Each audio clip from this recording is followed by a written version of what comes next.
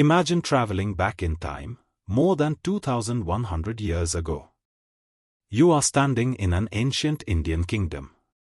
Walking through the crowded streets isn't just local merchants, but a tall man with sharp European features, wearing a traditional Greek tunic, speaking fluent Sanskrit, and holding a prayer mala. This isn't a fantasy movie. This is real history. Long before Christianity spread across Europe, and long before the world became connected by the internet, a powerful Greek diplomat traveled thousands of miles across dangerous mountains and deserts. He arrived in India worshipping Zeus, Apollo, and Hercules. But when he left, he had completely surrendered his heart, his life, and his soul to Lord Krishna. Today, we are diving into the unbelievable, historically proven story of Heliodorus, the ancient Greek warrior who became a Bhagavata, a total devotee of the Supreme Lord. To understand how this happened, we have to look at the history books. In the year 326 BCE, Alexander the Great invaded northwestern India. While Alexander eventually turned back, he left behind thousands of Greek generals, soldiers, and scholars. Over the next 2 centuries, these Greeks integrated into the region, creating what historians call the Indo-Greek Kingdom. These people were fiercely proud of their culture. They minted coins with Greek letters, built theaters, and worshipped the mighty gods of Mount Olympus. But as they interacted with the sacred land of Bharat, something fascinating began to happen. The Greek philosophers, who were obsessed with understanding the meaning of life, met the Indian sages.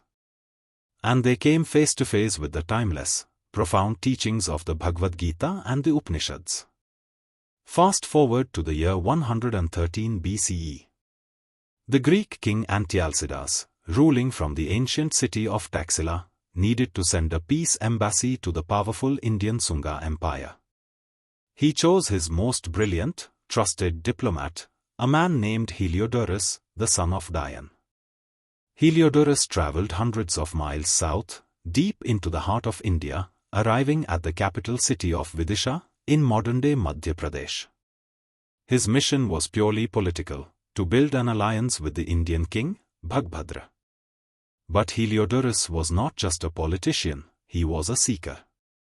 While staying in Vidisha, he didn't just spend his time in royal parties. He began listening to the local Brahmins and sages.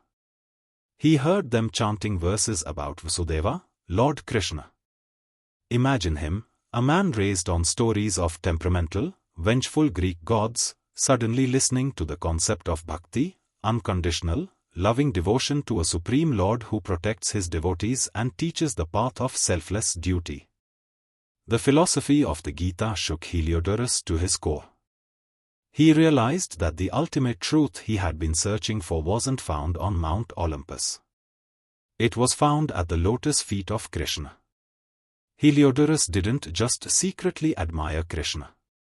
He made a radical decision that would shock his fellow Greeks back home. He officially renounced his alignment with the Greek pantheon. He took initiation and publicly declared himself a Bhagavata, a dedicated, baptized follower of Lord Vishnu and Krishna. Think about how heavy this choice was. In the ancient world, changing your religion could mean being branded a traitor by your empire.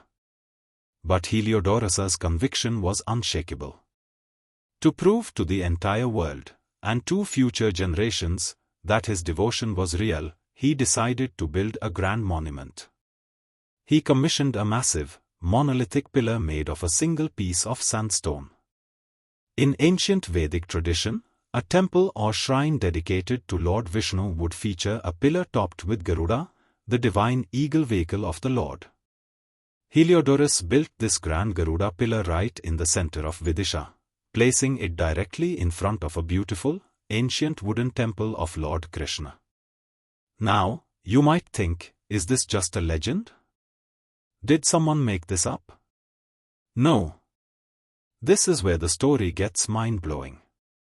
That very pillar still stands today in Vidisha, Madhya Pradesh, over 2,100 years later. The locals call it Khamba Baba. If you walk up to this ancient pillar today, you will see inscriptions carved into the stone using the ancient Brahmi script. Archaeologists deciphered it, and the words send shivers down your spine. The inscription reads, "This Garuda column of Vasudev, the god of gods, was erected here by Heliodorus, a Bhagavata, the son of Dion, a man of Taxila, who came as Greek ambassador from King Antialcidas." Right there, carved in ancient stone, a Greek ambassador proudly brags to the world that he belongs to Krishna. But Heliodorus didn't stop there. He carved a second inscription on the pillar, summarizing the core essence of the Vedic teachings he had learned. He wrote that 3 immortal steps, when practiced correctly, lead a soul straight to heaven. Dhamma, self-control. Tyaga, selflessness and charity. Apramdah, continuous watchfulness and awareness of God. A Greek diplomat was teaching these deep spiritual values to everyone who walked past that pillar. The story of Heliodorus is proof of one beautiful truth: Lord Krishna's message is completely universal. It does not belong to one country, one culture, or one race. It belongs to anyone, anywhere, who is sincerely searching for truth and love. More than 2 millennia ago, a man from a completely different civilization looked at Krishna and found his home. If you found this piece of hidden history inspiring, make sure to hit that like button, subscribe to the channel, and share this video with your friends and family so they can learn about the incredible global reach of Sanatana Dharma. Before you go, leave a comment below. What do you think is the most beautiful part of Heliodorus's journey?